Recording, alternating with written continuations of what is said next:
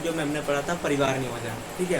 परिवार नियोजन कब कार्यक्रम गया था, और हमने पढ़ा था जो बढ़ती आबादी का जो कारण है वो क्या क्या है। तो इसकी जो नेक्स्ट पार्ट होगा वो होगा हमारा जनन स्वास्थ्य का जो पार्ट 2 है, वो है गर्भ निरोधक विधियाँ। जैसे अगर मैंने कल पढ़ाया था उसका रिवीजन थोड़ा हो जाए, जैसे परिवार नियोजन, ठीक है। परिवार नियोजन कार्यक्रम लगाया गया था, ठीक है। तो ये कार्यक्रम लगा था 1951 में, ठीक है। 1951 में कार्यक्रम लगा था। तो हम पढ़ने वाले हैं, आज के जो लेक्चर में हम पढ़ने वाले हैं वो गर्भ निरोधक विधियाँ होंगी, ठीक है। हम किस प्रकार से गर्भ को रोका जा सकता है, कुछ ऐसी विधियाँ हैं जो रासायनिक भी हैं और रोधक भी हैं और शुक्राणुनाशक जैलियाँ भी हैं, प्राकृतिक विद्या भी है जिससे हम गर्भ को रोका जा सकता है, ठीक है। तो चलिए स्टार्ट करते हैं।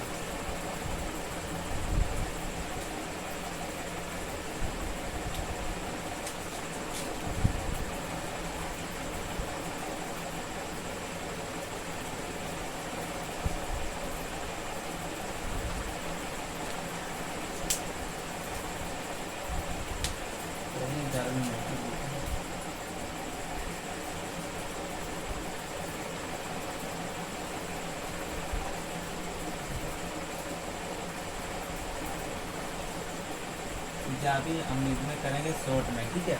शॉर्ट में करेंगे, फिर इसकी हम डिटेल में पढ़ेंगे बाद में, ठीक है। तो पहले आ जाता हमारा प्राकृतिक विधियाँ।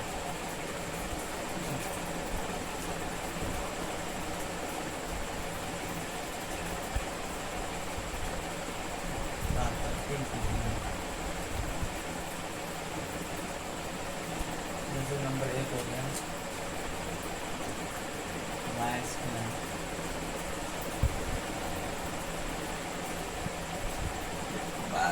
कलम, दूसरा हो गया स्तनपान नरता,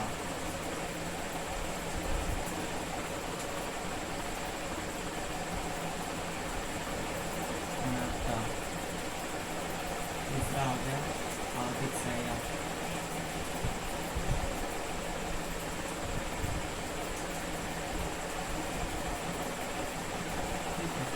आवधिक संयम हो गया, ये एक हो गया।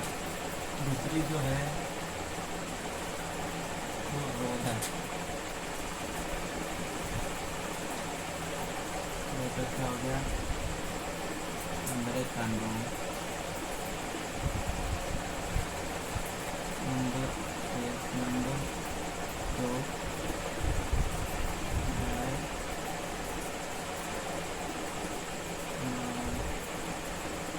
नंबर 3 ग्रीवा टोपी, ठीक है। नंबर 3 ग्रीवा टोपी, ये हमारी हो गई रोधक, जिनसे हम गर्भ को रोका जा सकता है। वाल्व भी होता है, ठीक है, एक वाल्व भी होता है। और हम जैसे बात करेंगे ये 4 हो गए, इससे गर्भ को रोका जा सकता है। और जब तीसरी हड्डी भी वो होती है मुखी,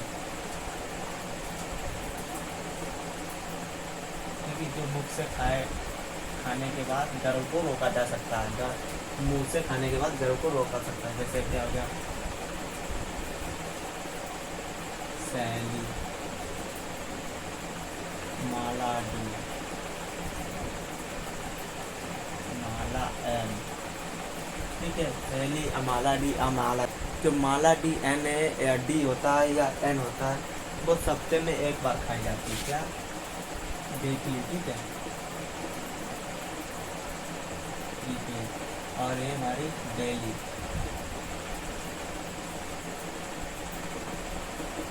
इस्तेमाल होती है। ये 3 विधियाँ हमने पढ़ ली। प्राकृतिक विधिया में वायुस्खलन हो गया, स्तनपान हो गया, आवधिक संयम हो गया। रोधक में कंडोम, डायफ्राम, ग्रीवा टोपी, एंड मुख्य में सैली, माला डी, माला है, जो कि सैली डेली इस्तेमाल की जाने वाली टेबलेट होती है, और जो माला डी एन हो या डी हो वो हम वीकली इस्तेमाल करते हैं, ठीक है। तो अब इसके बाद 3 विद्यालय इसी में है, इसी का पार्ट यहाँ पे लिख रहा हूँ। अंतर्गर्भाशय क्यों में क्या आता है?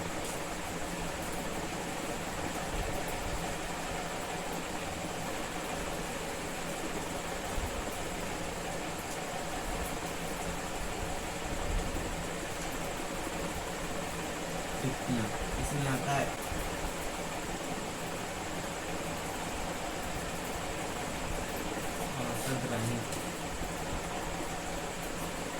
नंबर 2 इसमें जो आता है वो जो हार्मोनल,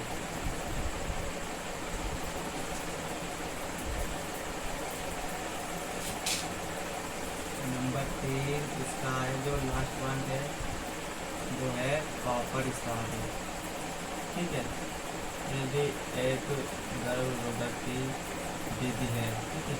चौथा 5वां जो पॉइंट है वो हो गया शल्य चिकित्सा, ठीक है। शल्य चिकित्सा, शल्य चिकित्सा में क्या अगर ट्यूबोक्टॉमी होगा, बेस्टोटॉमी हो गया, ठीक है। ट्यूबोक्टॉमी और बेस्टोटॉमी में आता है, ठीक है, जिससे नसबंदी बनते हैं, एकदम नसबंदी हो जाते हैं।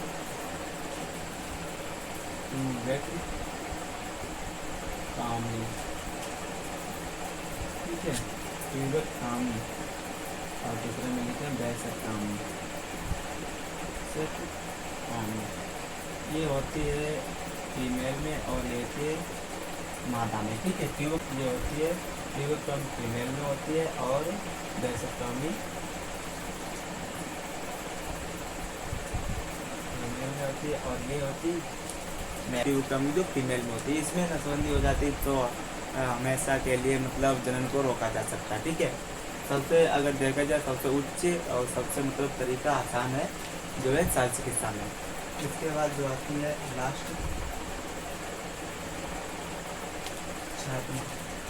रासायनिक चिकित्सा में यही लिख रहा हूँ।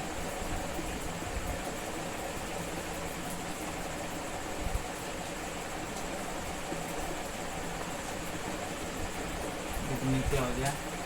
नंबर 1 होता है जेली, ठीक है। नंबर 2 शुक्राणु, ठीक है, शुक्राणु नाशक क्रीम, ठीक है। इसमें जेली आते हैं, कुछ फॉर्म वगैरह आता है, शुक्राणु क्रीमें वगैरह आती है जिससे लगाने से गर्भ को रोका जा सकता है, ठीक है। इसमें सारी विधियाँ हो गई हैं। इसमें और बचता है जो अंत इम्प्लांट होता है, जो अंतर मतलब अंदर जो लगाया जाता है इसे इम्प्लांट बनते हैं, ठीक है। 7वीं जो है और जो लास्ट में है अंतर इम्प्लांट, ठीक है।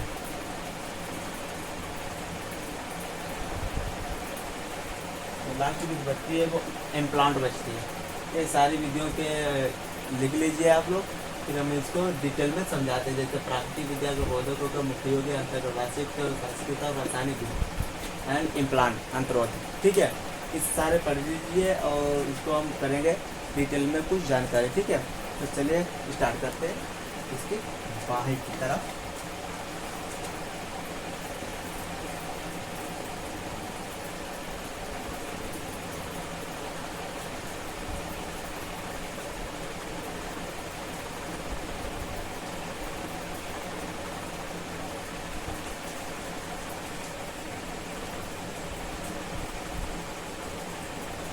तो उसमें मैंने पढ़ा था प्राकृतिक विधि में, जिसमें पहले आती है औदिक संयम, ठीक है।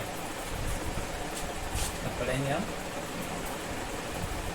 औदिक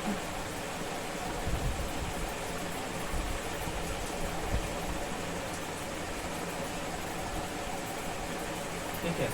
इसमें क्या आता है जो स्पर्म और ओवा अंडाणु होते हैं, स्पर्म शुक्राणु जो होते हैं उनको आपस में मिलने से रोकना होता है, ठीक है। आपस में मिलने नहीं देना होता है। तो क्या लिखेंगे इसमें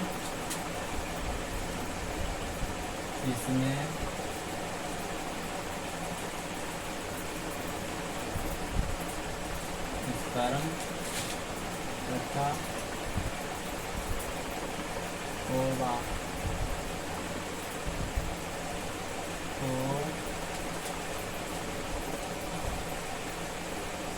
मिलने से रोकना है। ठीक है, इसमें बता देते हैं इसमें स्पर्म और ओवा को मिलने से रोकना होता है। ठीक है, इसके बाद हम इसी में पढ़ेंगे औदिक संयम में क्या होता है, जो अनातो चक्र के 14 से 16 दिनों में अंडोत्सर्ग का होना। ठीक है, तो लिखेंगे अनातो चक्र के 14 से 16 डेज में अंडोत्सर्ग का होना। ठीक है, क्या होता है, इसमें अनातो चक्र के 16 से 14 दिन में अंडोत्सर्ग का होना होता है। तो सेकेंड पॉइंट है ओवा का जीवन काल 2 से 3 डेज होता है। ठीक है, तीसरा पॉइंट स्पर्म का जीवन काल, इसका भी यही होता है 2 से 3 डेज। ठीक है, ओवा और स्पर्म का जो जीवन काल है वो सेम है, 2 से 3 डेज होता है। ठीक है, पीरियड देखा जाए तो फर्टिलाइजेशन पीरियड, ठीक है, स्पर्म का जीवन काल इतना होता है 10 to 17 डेज टाइम पीरियड। ठीक है, पीरियड माना जाता है कितना, इसीलिए इसका और लगाने के बाद जो निकलता है 10 से 17 दिन का पीरियड वो फर्टाइल पीरियड माना जाता है। इसमें अधिक संयम में जो इतना है 17 दिन को से मैथुन, ठीक है, मैथुन व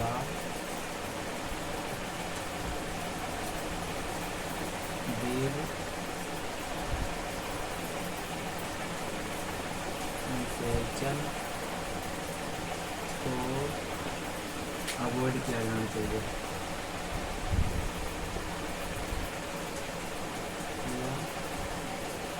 होना चाहिए। ठीक है, 10 से 16 डेज में जो दिनों में मैथुन व वीर निषेचन से अवॉइड किया जाना चाहिए, जिससे हमारा जो गर्भ निरोध है वो बचा जा सकता है। तो औदिक संयम में इसमें स्पर्म और ओवा को मिलने से रोकना होता है। अनाथ चक्र के 14 से 16 डेज में अंडोत्सर्ग का होना स्टार्ट हो जाता है और ओवा स्पर्म का जीवन काल जो 2 से 3 डेज होता है। और उसके बाद स्पर्म का जो जीवन काल है वो 2 से 3 डेज, इन ओवा स्पर्म का जो जीवन काल होता है वो 70 डेज का होता है। ठीक है, जो इसका संपूर्ण अगर बात करें संपूर्ण पीरियड फर्टाइल पीरियड का जो समय होता है वो 10 से 17 दिन होता है। इसी के साथ साथ अगर 10 से 17 डेज को मैथुन और वीर निषेचन से अवॉइड किया जाना चाहिए, जिससे हमारा की गर्भ निरोध हो वो बच सके। ठीक है, ताकि हम जनसंख्या को कंट्रोल कर सकते हैं। इसी के आगे हम पढ़ेंगे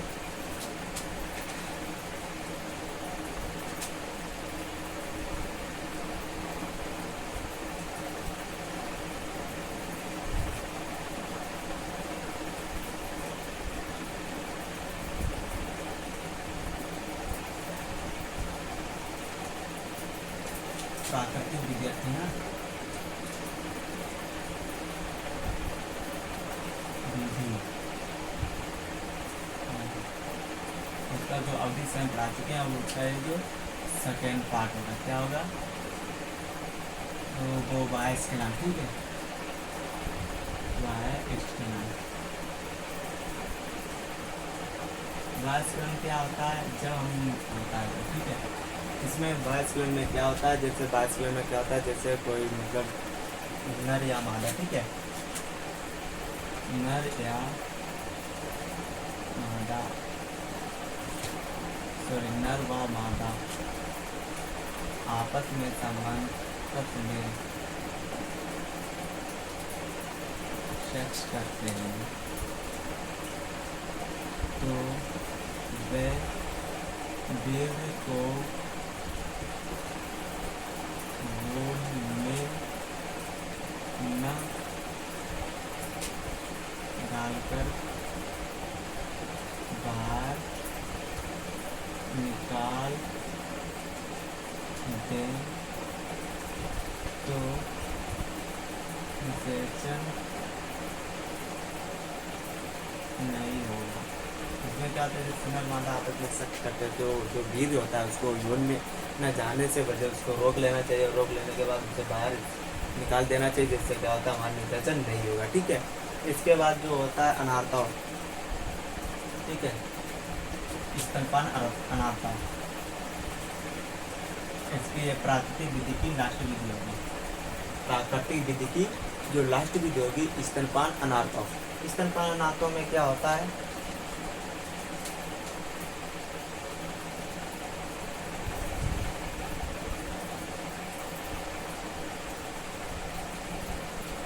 स्तनपान अनार्तव ये लास्ट विधि, ठीक है। इसमें क्या होता है 14 से 16 डेज में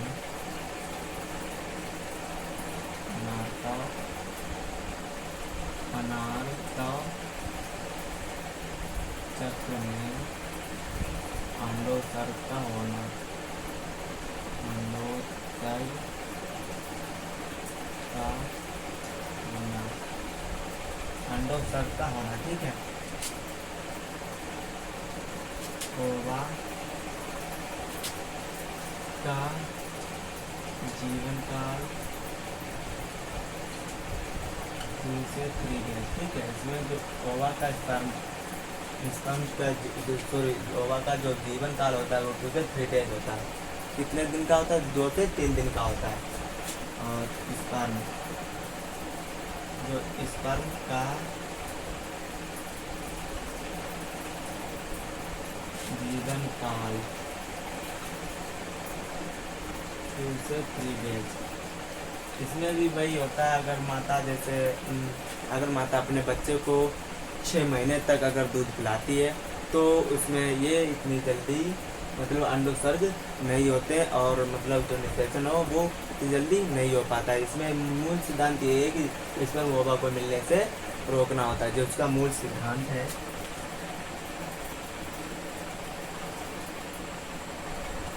आप सिद्धांत अब आप लोगों के दिमाग में यही आ रहा था कि इसमें सिद्धांत कहाँ से आ गया सर, तो इस आपको बता दें फिजिक्स या केमिस्ट्री में तो सिद्धांत लगते लेकिन इसमें जो मूल सिद्धांत है वो उसमें होता है ओवा स्पर्म को मिलने से रोकना होता है। इसमें अगर क्वेश्चन बनेगा कि जिसका मतलब अंडोत्सर्ग या अनार्तव का जो मूल सिद्धांत है, मतलब जो इसका सिद्धांत है वो क्या करता है, तो इसमें सिद्धांत में मतलब यही बताता है ओवा व स्पर्म को आपस में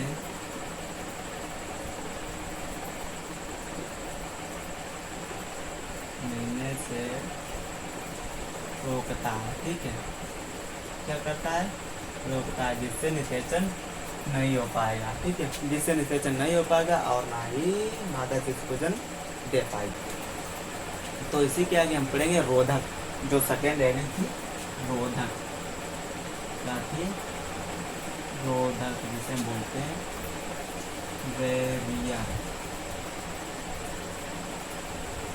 बैरियर, ठीक है, रोधक। इसमें क्या होता है, जैसे बहुत सारे आते हैं, जैसे हो गया एक डिफरेंस कंडोम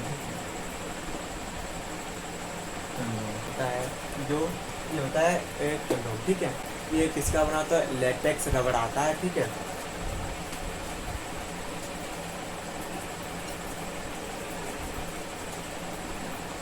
रबड़ पॉलीयूरेथीन, ठीक है, पॉलीयूरेथीन का बना होता है। इसमें जो सिद्धांत है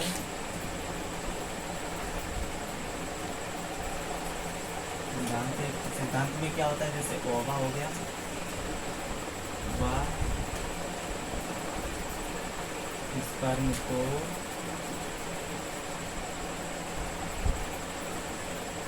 उनको आपस में मिलने से रोकता है, ठीक है, मिलने से रोकता है। ये ओवा व स्पर्म को आपस में मिलने से रोकता है, condom latex rubber polar electron का बनाता है, ठीक है।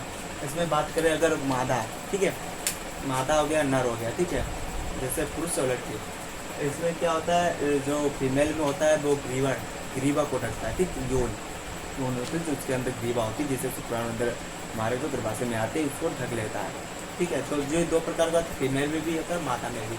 अब सर सोच रहे होते जैसे बता रहे होगे ये तो पहली बार मादा का जी यहाँ जो इसमें मादा का दिया था, और जैसे आप लोगों ने एक ही सुना होगा नर में लगता है, ठीक है, लेकिन ये दो प्रकार का होता है, नर और मादा में दोनों में लगता है, ठीक है। कैसे करता है, जैसे फीमेल होगा, ठीक है, तो लाल से लिखा तो अच्छा लगेगा, फीमेल फीमेल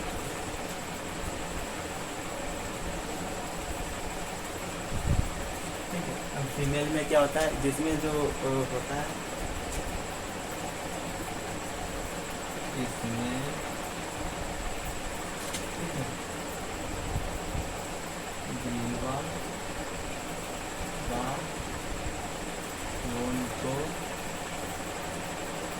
ढक लेते हैं, ठीक है,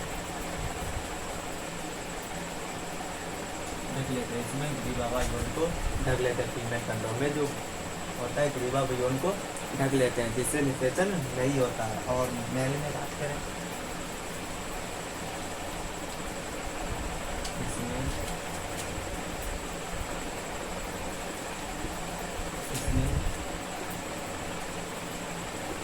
निषेचन को पूर्णतया ढक लेते हैं, ढक लेते हैं, ढक लेता है, जिससे निषेचन नहीं हो पाता है और मतलब गर्भावस्था नहीं हो पाता है, जिसमें फीमेल में ग्रीवा व यौन को ढक लेते हैं, फीमेल में इसमें निषेचन को पूर्णतः बंद कर लेते हैं या ढक लेते हैं, जिससे हमारी विभिन्न प्रकार की बीमारियों से बचा जा सकता है, जैसे एड्स हो गया, सिफिलिस हो गया, गोनेरिया हो गया, HIV वायरस जैसे बहुत घातक बीमारियों से अगर हम इनका इस्तेमाल करते हैं, किसी अनजान या अपरिचित व्यक्ति से अगर करते हैं तो हम इन चीज़ों का इस्तेमाल करेंगे, ठीक है, सॉरी इसका इस्तेमाल करेंगे, जिससे हमें मतलब किसी भी बीमारी जैसे एड्स हो गया, HIV हो गया और सिफिलिस हो, गोनेरिया, इन सब STD वगैरह हो गया, जो इनसे हम बचा जा सकता है। किसी भी अपरिचित व्यक्ति से अगर सेक्स करते हैं तो कंडोम का इस्तेमाल करेंगे, बॉडी और लेटेक्स रबर पॉलीयुरेथेन का बना होना चाहिए, ठीक है। तो इन सारे बातों का आपको ख्याल रखना है, जिससे हम बहुत सारी बीमारियों को से बच सकते हैं। तो चलिए उन बीमारियों का भी नाम बता देते हैं। जैसे हो गया STD, ठीक, STD हो गया, एड्स हो गया, सिफिलिस हो गया, ठीक है, गोनेरिया हो गया,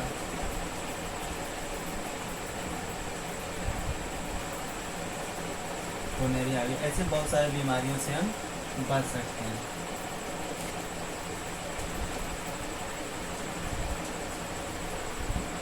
गोनेरिया हो गया, HIV हो गया, STD हो गया, एड्स हो गया, सिफिलिस हो गया, गोनेरिया आदि, हम इन बीमारियों से अगर हम पौधा का प्रयोग करते हैं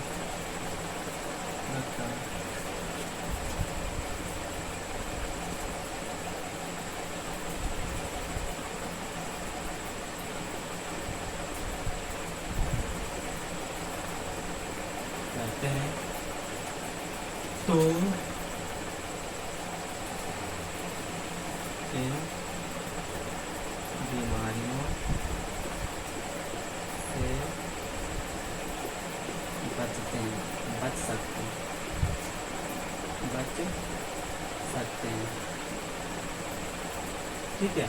अगर हम रोधक वगैरह हो गया, जैसे रोधक हो गया, अगर हम इसका इस्तेमाल करेंगे तो हम STD, एड्स वगैरह, सिफिलिस, गोनोरिया आ गया, इन सभी बीमारियों से हम बच सकते हैं। वो भी हमें किसी अनजान व्यक्ति से करते हैं तो अनजान बच से करते हैं तो उसके पता नहीं कौन सी बीमारी होगी, क्या होगा, क्या इन्फेक्शन होगा, तो ऐसे हम नहीं करना चाहिए। उसके लिए हम कंडोम इस्तेमाल कर सकते हैं, वो भी इन सभी बीमारियों से बच सकते हैं।